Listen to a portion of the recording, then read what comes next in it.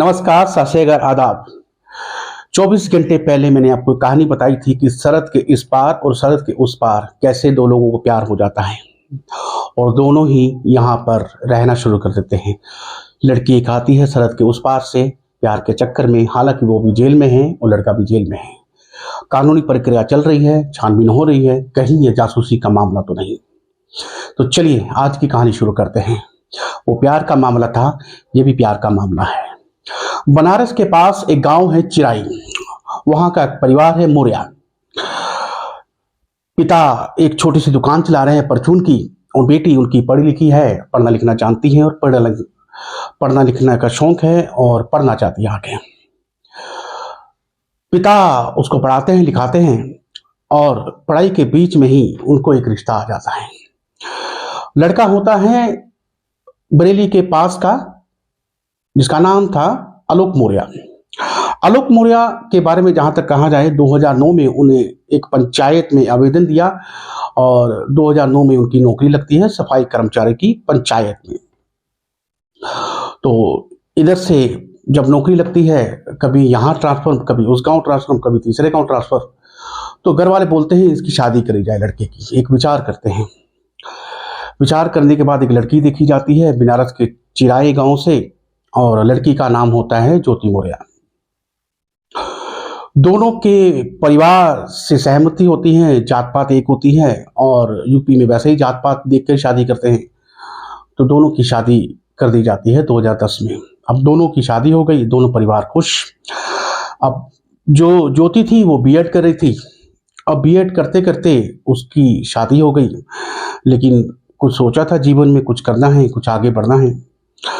तो ज्योति धीरे धीरे अपने पति को बोलती है कि मुझे आगे पढ़ना है, कुछ जीवन में बनना है, लेकिन आर्थिक स्थिति हमारे घर की अच्छी नहीं थी, जिसके कारण मेरी शादी हो गई और मुझे यहाँ पर आना पड़ा शादी करने के बाद। लेकिन जीवन में मुझे कुछ बनना है, मैं कुछ करना चाहती हूँ। तो पति ने बीएड करवाई। पति ने अपने घर वालों को मनाया पहले और बीएड करवाई। बीएड करवाने के बाद कुछ आगे कुछ मार्क्स देने थे स्टेट के, उसको क्रैक करना था। ये करते करते 4 से 5 साल लग जाते हैं। पढ़ाई के दिन थे, पढ़ना था, और उसके लिए पैसा कहाँ से आए। आर्थिक स्थिति आलोक की भी इतनी अच्छी नहीं थी क्योंकि सफाई कर्मचारी था। अब ये करते करते आलोक अपने पिता से बात करता है, कुछ अपने अधिकारियों से बात करता है, कुछ पैसे की जरूरत पड़ती है, कुछ पिता उसके पैसे इकट्ठा करते हैं बहू को पढ़ाने के लिए, कुछ आलोक अपनी बीबी को पढ़ाने के लिए पैसा कहीं से कर्जा लेता है, कुछ लेता है। वो चाहता है कि बीबी मेरी पढ़ जाए। करते करते 4 साल गुजर जाते हैं। वक्त आ जाता है 2015 का। अब ज्योति जो है वो प्रेग्नेंट है और साथ में एग्जाम है, उसकी तैयारी भी करनी है। स्टेट की तैयारी थी, वो कर रही थी। उसने बहुत मुसीबतें झेली, उसकी मेहनत की दाद देनी चाहिए। लड़की ने मेहनत करी, प्रेगनेंसी होते हुए भी उसने एग्जाम दिया और एग्जाम को क्रैक किया पहली बार। अब पहली बारी जब उसको एग्जाम को क्रैक किया तो 2015 में जिस दिन रिजल्ट आना था, उसी दिन घर पर 2 खुशियां आई, 2 लक्ष्मी, 2 प्यारी सी बच्चियां पैदा हुई, जुड़वा, और उसी दिन एग्जाम आ गया। पूरी स्टेट में ज्योति मौर्या ने 16वां रैंक प्राप्त किया, और ये तो पूरी स्टेट का था रैंक, लेकिन अगर लड़कियों में से कहा जाए तो ज्योति का 3रा रैंक था पूरी स्टेट में। अच्छे खासे मार्क्स थे, अच्छे खासे एक रैंकिंग थी। तो घर में खुशियां हो रही थी कि बेटी अब अफसर बन जाएगी। पहली बार ऐसा गांव था जहां की बेटी या बहू अफसर बनने जा रही थी। साथ में 2 बेटियां जुड़वा पैदा हुई थी, उसकी भी एक खुशी थी। एक बच्ची आ रही है घर पे तो लक्ष्मी आई है, शायद ये लक्ष्मी का ही वरदान है जो माँ को मिला है। तो पूरा गांव खुशियों में, पूरा घर खुशियों में, लड्डू मिठाइयां बांटी जा रही हैं। लेकिन इसके बाद ही जब 2016 को ज्योति की नौकरी लगती है, एसडीएम बन जाती है। वो कभी इस शहर से दूसरे शहर, दूसरे शहर से तीसरे शहर, चौथे शहर से 5वें शहर। अब एसडीएम की नौकरी थी तो काम तो करना ही था, सरकारी नौकरी है। इसी दौरान थोड़े इनकी दूरियां बढ़ रही थी और आलोक को लग रहा था कि शायद मेरी बीवी से मेरी दूरियां थोड़ी सी बढ़ रही हैं।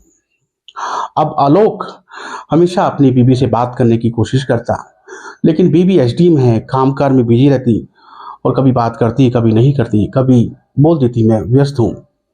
तो इस तरीके से दोनों की थोड़ी सी दूरियां बढ़ रही थी। अब मामला आ जाता है 2020 को। आलोक को जब लगता है दूरियां बढ़ रही हैं कुछ, और जो दो बच्चियां होती हैं, जुड़वा बच्चियां होती हैं, वो भी अभी ज्योति मौर्य के साथ में रहती हैं, क्योंकि आपको मालूम है जब एक एसडीएम आदमी बनता है तो उसको बंगला मिलता है। तो उसी बंगले में बच्चियों की देखभाल अच्छे तरीके से हो रही थी और एसडीएम ज्योति भी कभी कहीं कभी कहीं जॉब करती थी। अब मामला आ जाता है 2020। ज्योति के पति आलोक एक बार ज्योति से मिलने के लिए जाते हैं और गार्ड को बोलते हैं बंगले में कि मैं अपनी पत्नी से मिलने आया हूं, मुझे उनको सरप्राइज देना है। और यहीं पर एक अनबन हो जाती है। आलोक ने ये कहा है, ये बात आलोक की है कि मैंने अपनी पत्नी को किसी के साथ आपत्तिजनक हालत में देखा है और इसके बाद दोनों के बीच में झगड़ा बढ़ता रहता है। अब एक तरफ पति जिसने अपनी बीवी को दूसरे मर्द के साथ देखा, एक ऐसी हालत में, ऐसे समय पर जो किसी को दिखना नहीं चाहिए। अब पति कोई भी हो, बर्दाश्त से बाहर तो होता ही है। पत्नी ऐसी एक चीज है, जो भी व्यक्ति होगा वो किसी के साथ उसको इस हालत में देख नहीं पाएगा, लेकिन इसने देख लिया था। अब हालात बिगड़ने शुरू हो गए। इधर से आलोक ने अपनी बीवी से बात करनी शुरू करी, थोड़ी अनबन हुई। उधर से बीवी ने थोड़े से बात उस तरीके से शुरू कर दी। अब ये मामला बढ़ते 2023 का आ जाता है। उधर से एक शिकायत करवाते हैं अपनी बीवी के ऊपर कि बीवी मेरी भ्रष्टाचारी भी है, करप्शन भी करती है। डायरी दिखाएगी जिसमें दिखाएगा कि लेन देन बहुत हुआ है।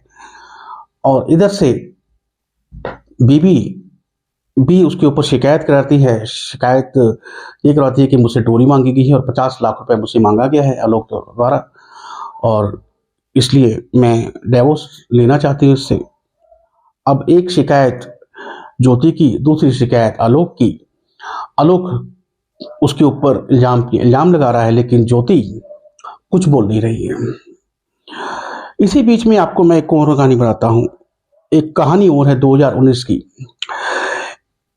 एक लड़का और लड़की की शादी होती है, कहानी है दिल्ली की।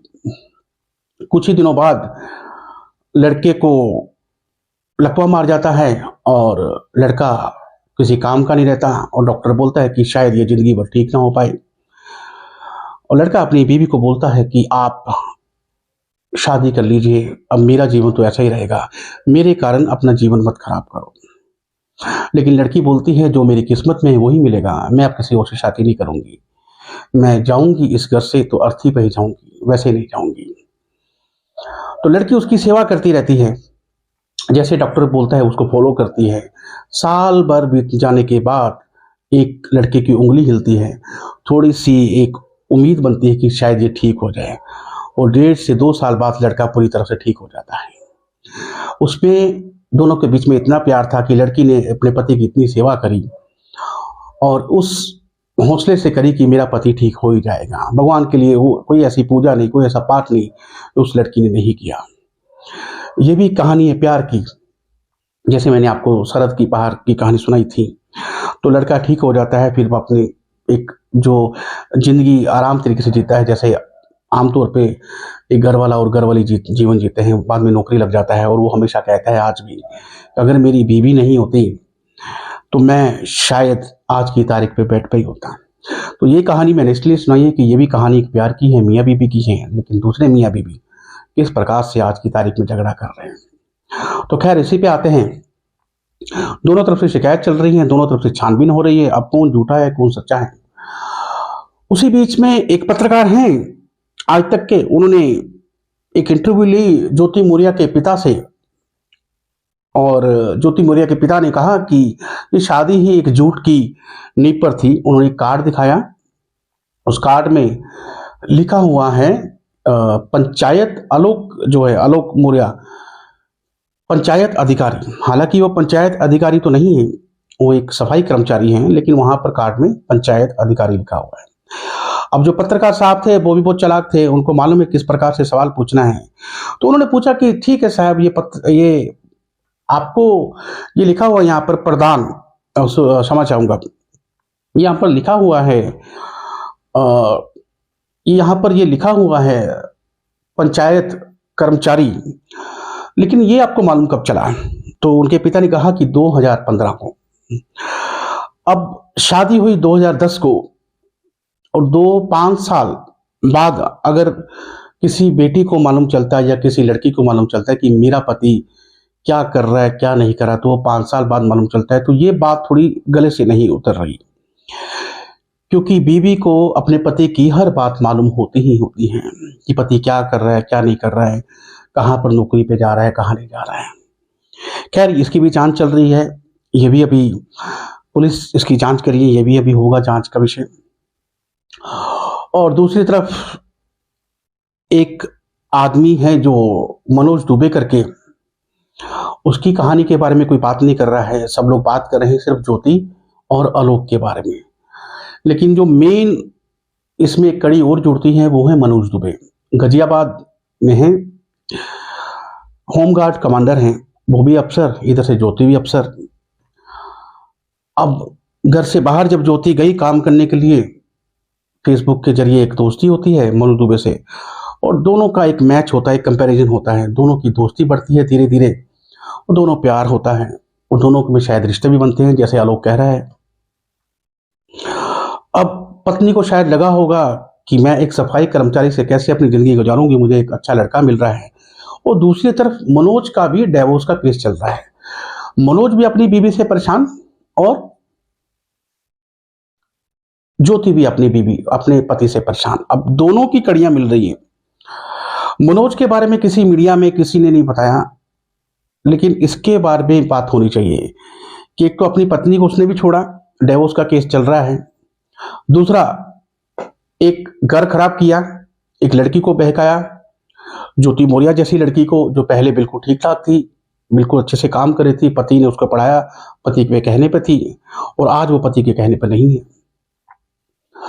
तो दोनों मुद्दों पे सिर्फ ज्योति पे नहीं बात होनी चाहिए, मनोज दुबे पे भी बात होनी चाहिए, और मनोज दुबे की ऊपर भी शिकायत होनी चाहिए, और उनकी नौकरी पे भी छानबीन होनी चाहिए कि उन्होंने होमगार्ड रहते हुए क्या किया, कैसे नौकरी थी, क्या करप्शन की, क्या नहीं किया, इसके ऊपर भी पूरी बात होनी चाहिए। तो अभी हाल में जो मामला है वो कोर्ट में है और पुलिस उनकी बात कर रही है, अब देखते हैं आगे क्या होता है। तो ये थी आज की कहानी जो मैंने आपको बताई, ज्योति मौर्य और आलोक मौर्य की पूरी। अगर आपको इसी तरह की कहानी सुनी तो हमारे चैनल को सब्सक्राइब कीजिए, लाइक कीजिए।